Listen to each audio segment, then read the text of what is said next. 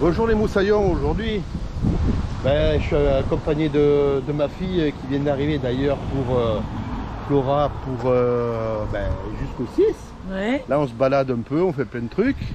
Et puis pour vous, on va vous préparer une vidéo sur les annexes. Quel type d'annexe on peut prendre pour partir. Voilà, sous les tropiques et là où il fait bien chaud. Il y a pas mal à débattre, mais souvent les annexes c'est du PVC et puis le PVC ça tient pas, ça a tendance à faire ce que ça fait là, à se dégonfler partout, à brûler avec le soleil. Alors on va regarder ça ensemble et puis on va faire un peu le tri. Pour info, la dernière c'est la mienne et c'est de l'Ipalon.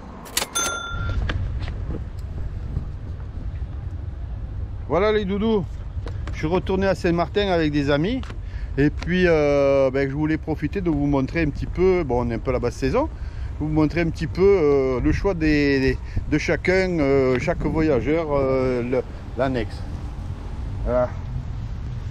Il y a de tout, du bon, du dur.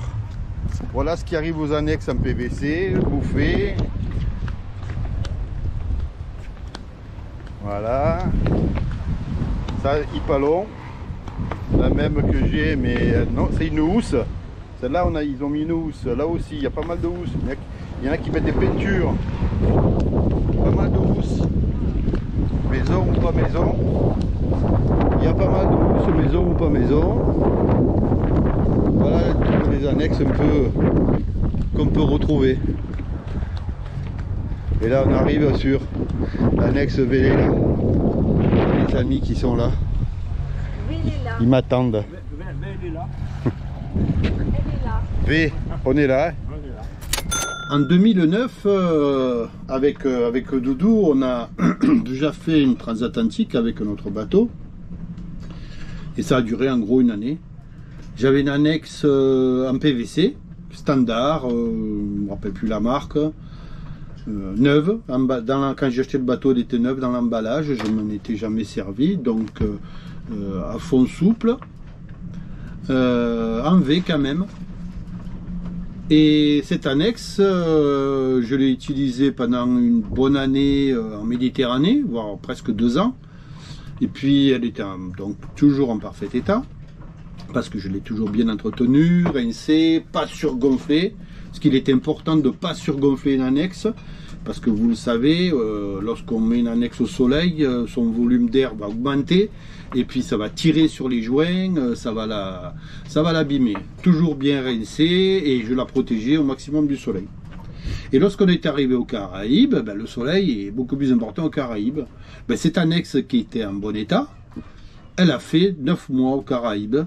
Au bout de 9 mois, elle commençait à avoir des fuites de partout. Elle n'était pas surgonflée, elle était régulièrement nettoyée.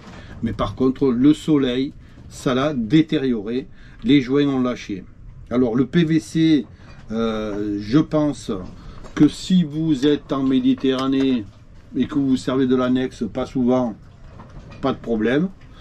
Par contre, si vous êtes dans les Caraïbes ou dans une zone tropicale ou subtropicale, avec un soleil plus important, avec une utilisation éventuellement d'annexes fréquentes, je pense qu'il est préférable de privilégier l'Ipalon. L'Ipalon est un tissu caoutchouc, c'est du Pont Nemours, je crois, qui a mis au système en place. Il est fait en plus petite série, c'est pour ça que son prix est plus important. Par contre, il résiste beaucoup mieux au soleil, au choc et à l'utilisation intensive. Donc lorsque vous vivez sur un bateau comme moi depuis maintenant presque 4 ans, l'annexe, vous faites tout avec l'annexe. C'est-à-dire que vous allez bien sûr aller voir les copains, faire l'apéro, mais vous allez également bidonner éventuellement, c'est-à-dire transporter du gasoil, avec donc c'est des hydrocarbures qui peuvent abîmer le PVC mais qui n'abîment pas l'hypalon. Vous pouvez transporter, et vous transportez régulièrement, des poubelles qui malheureusement fuient, donc ça coule dans les fonds. Vous transportez des courses, vous transportez des passagers, des copains en surcharge, souvent. Donc je pense que l'hypalon pour l'utilisation intensive, à mon avis, c'est quand même quelque chose de plus fiable et de plus durable. Après, vous avez également le choix du fond sur les hypalons. Bien souvent, vous allez avoir des fonds soit en PVC, soit en aluminium. Le PVC, c'est excellent. L'aluminium, c'est excellent. La différence entre les deux, c'est la rigidité, l'épaisseur et donc le poids. Vous êtes beaucoup plus léger en aluminium qu'en PVC. Vous êtes à peu près entre 25 et 30% plus léger avec un fond en aluminium qu'avec un fond en PVC. De plus, l'avantage d'avoir un fond rigide, c'est que vous avez un bateau qui a une étrave, donc il est beaucoup plus maniable, beaucoup plus marin. Et puis l'avantage aussi, c'est que vous pouvez bitcher sans trop vous traumatiser de percer le fond. Ouh, la caméra, elle a bougé, elle est tombée. Voilà, on l'a remet. Donc vous pouvez également bitcher, comme je vous le disais. Sans vous soucier d'abîmer le fond, parce qu'un fond en aluminium ou éventuellement un fond en PVC, pour faire un trou dedans, il faut vraiment y aller, quoi. Et où j'ai pris aussi l'option d'apprendre une annexe avec un réservoir intégré.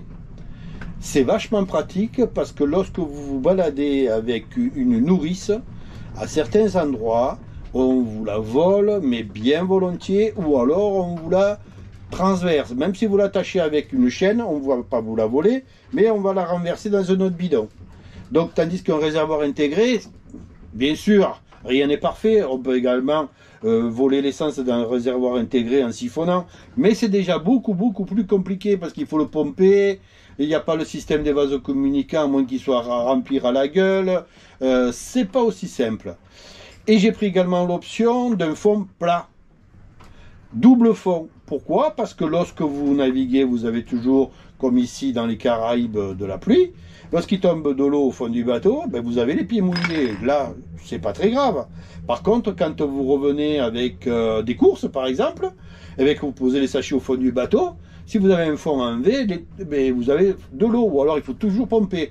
Là, vous avez un fond plat, vous avez toujours l'eau qui se trouve entre les deux. Vous avez, à moins que vous n'enlevez pas l'eau et que vous attendiez 25 ans avant d'enlever l'eau, et là, vous allez avoir vos sacs de courses qui vont être au sec. Enfin, ce que vous transportez va être au sec. Et c'est vachement important. Donc, pour moi, mon choix, c'est hypalon, fond en alu pour la légèreté, l'hypalon pour la robustesse et la résistance au soleil, le fond plat pour pouvoir avoir l'eau qui se promène sous les pieds. Et je pense que c'est mon propre choix. Après, vous pouvez également aussi, ce que je vois assez régulièrement, si vous avez la possibilité, ben c'est un peu plus lourd. Vous avez des annexes je crois que c'est du propyléthylène. Si je me trompe, vous me le direz. Donc c'est du thermoformé.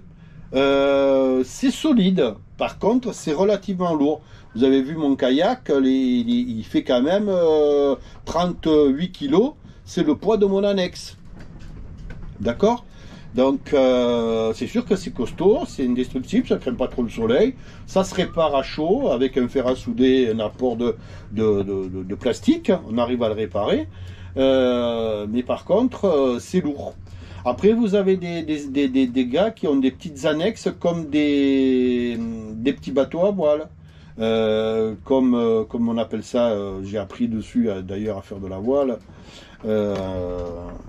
Pas des vauriens. Oui, j'ai déjà vu des annexes comme des vauriens aussi. Vous avez tout un tas d'options, des annexes en bois, thermocollées. c'est un peu qui va déterminer votre choix. C'est ce que vous allez faire avec votre annexe.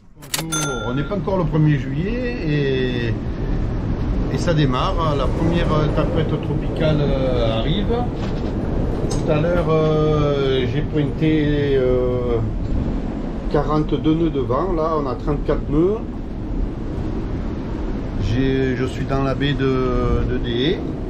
Il est 7 h du matin. Voilà. Je vous montre un peu les collègues. Si vous voyez un peu.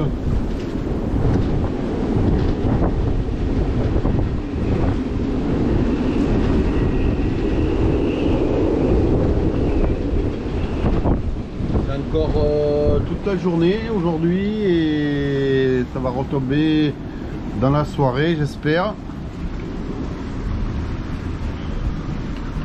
L'ancre elle est mise à 9 mètres de fond et j'ai mis 50 mètres de chaîne pour être tranquille.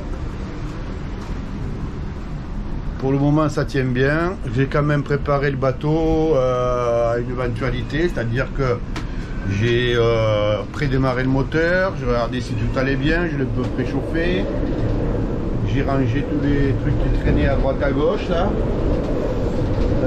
J'ai bien sûr tout attaché, remonté l'annexe derrière au cas où il faut que je bouge, que l'ancre viendrait à lâcher, riper ou à casser, je ne sais pas. Voilà, stand-by.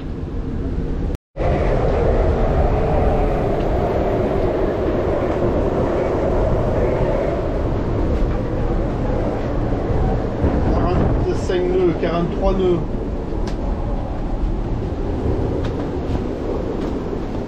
Bordel, ça s'arrache pas. Hein.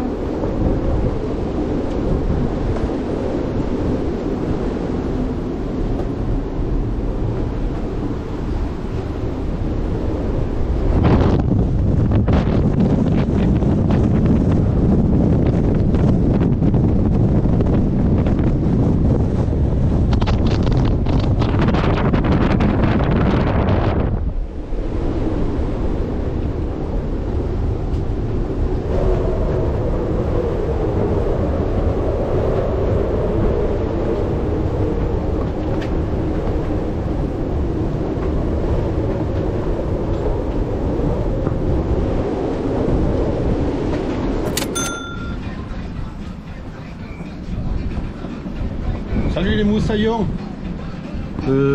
Toujours au sujet de l'annexe, je vais vous montrer un petit peu comment je l'accroche et pourquoi je l'accroche. D'abord, je suis au mouillage à Déé. Il va y avoir de nouveau, hier on a tapé 50 nœuds de vent, demain ça va recommencer. Alors j'ai pas mis de me retrouver encore toute la nuit où j'ai pas dormi quasiment.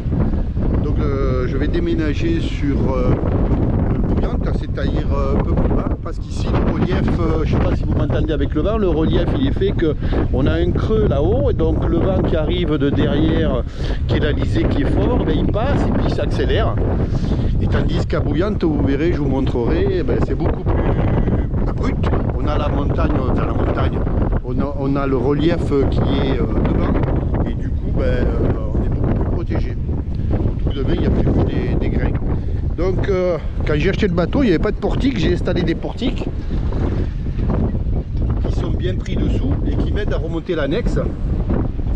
Alors l'avantage d'avoir l'annexe sur les portiques, j'ai fait des renvois bien sûr pour pouvoir monter ça plus facilement.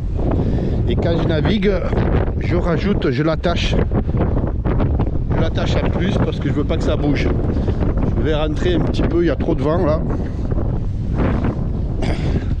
Voilà. Donc j'ai mis des portiques pour pouvoir remonter l'annexe parce que en grande navigation je préfère pas laisser traîner l'annexe derrière, ça craint de trop et c'est beaucoup mieux de la remonter. Et en plus, il y a des moments où est-ce qu'il y a beaucoup de vent. Alors soit je la mets sur le côté, je vous montrerai comment on fait, ou soit je la remonte derrière. Là. Et l'avantage de ça aussi, c'est que le moteur est hors de l'eau, la coque est hors de l'eau, les algues ne s'installent pas. Ça me permet de la rincer quand il pleut, elle se lave. Bien sûr, j'ouvre la nappe de fond pour pouvoir faire évacuer l'eau. Et voilà. Attends, il y a mon collègue d'à côté, à mon avis, qui doit partir aussi. Là, je pense qu'il va le dégager. On n'est pas au bon endroit ici. Allez, suite au prochain. Bisous. Bon. Et ben voilà, j'ai déménagé, je suis parti de Dédé, je suis arrivé à Bouillante. C'est un mouillage qui est beaucoup plus tranquille. Quand on est parti là-bas tout à l'heure, enfin, quand je suis parti, je dis oh, parce que j'ai l'habitude de parler avec Doudou, mais il n'est plus là. Donc quand je suis parti, il y avait des pousses à 25-30. Ben, ici, j'ai tout à l'heure un petit coup de vent, il y a eu 17 nœuds, donc ça va quand même mieux. Alors l'avantage d'avoir des bras de force ou des bossoirs pour monter l'annexe, c'est que déjà on force pas, ça sert à ça. En plus avec les poulies de renvoi, on force encore moins. Moi j'ai mon annexe qui vient appuyer sur le bateau, donc j'ai mis des bouts de manière à protéger le frottement, parce qu'au début je me suis fait un peu avoir.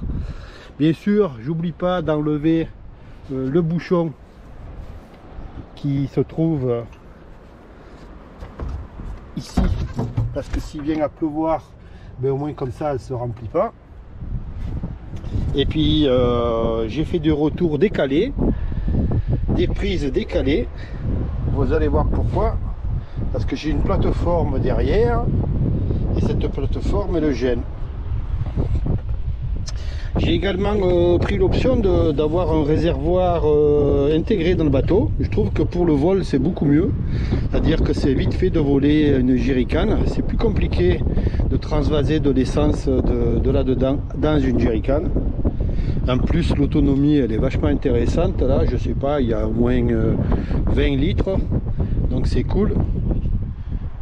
Et puis c'est vachement plus pratique. J'ai pris l'option d'avoir un moteur 2 temps, enfin 4 temps. Avant j'avais un 2 temps. Mais bon, ça consomme beaucoup. C'est plus léger effectivement, c'est plus facile à réparer effectivement. Par contre ça c'est silencieux et ça en consomme vraiment très peu. Ça pollue pas, ça marche bien. Donc étant donné qu'il est plus lourd, bon ben c'est quand même aussi un petit inconvénient qu'un 2 temps, mais en ayant utilisé un 2 temps pendant presque 3 ans et aujourd'hui un 4 temps, ben, j'opte pour le 2 temps. La conso, ça fait quand même partie, et le bruit, ça fait partie des choses. Ça démarre bien, ça bronche pas. En plus, ça, c'est un bicylindre YAM bridé 6 chevaux. À la base, je crois que c'est un moteur 8 ou 9. Ça marche super bien, consomme vraiment très peu. Voilà, je vais vous montrer comment on fait la mise à l'eau. Voilà, je procède en 2 temps.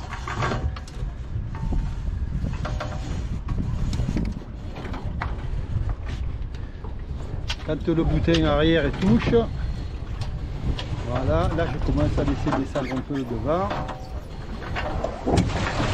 Et voilà, c'est réglé. J'ai plus qu'à les décrocher mes poulies.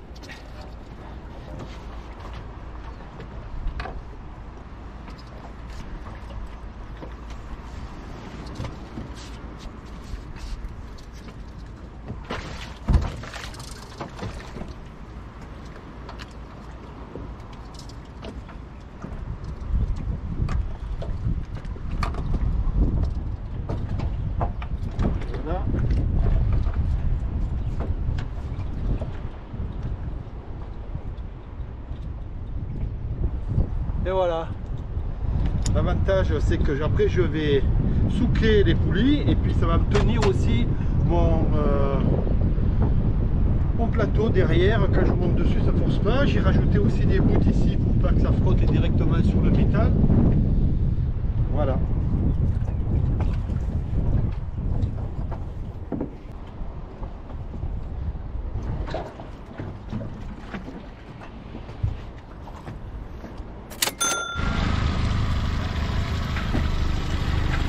Voilà, j'ai démarré le moteur. Pas de bruit.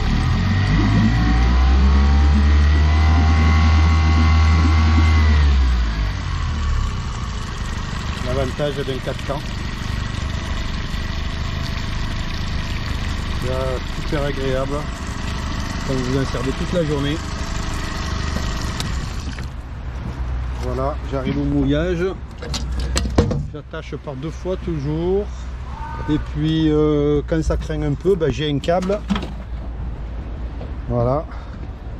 Et j'attache en plus avec le câble un cadenas. Le moteur il est toujours attaché avec un petit cadenas aussi. Bon, pour l'instant j'ai pas eu de blême. Mais enfin on sait jamais, ça peut arriver.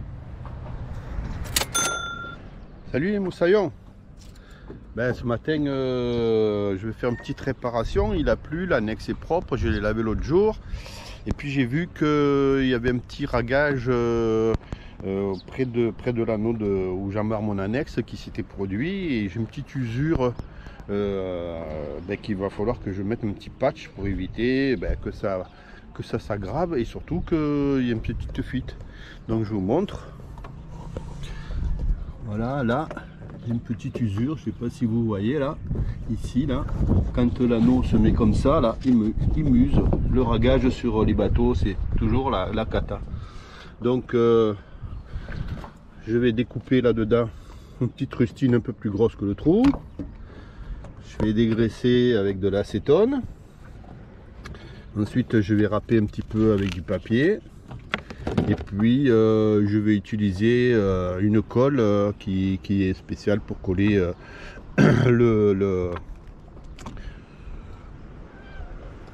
l'hypalon à base de colle polyuréthane et de durcisseur mec qui est dedans là. Voilà, je vous montre un petit peu. Polyuréthane mec. Bon, après c'est tout écrit en anglais, hein. Mais bon, c'est une colle qui va réagir et qui va sécher et qui va faire un bon collage. Donc je vais vous montrer au fur et à mesure l'évolution. Donc voilà, j'ai découpé une petite rustine un peu plus grosse que je vais venir coller ici là. Et puis nettoyer un petit peu. Un petit coup de papier. Voilà. Voilà, je vais dégraisser à l'acétone. Ça pue ça, hein, ça pue.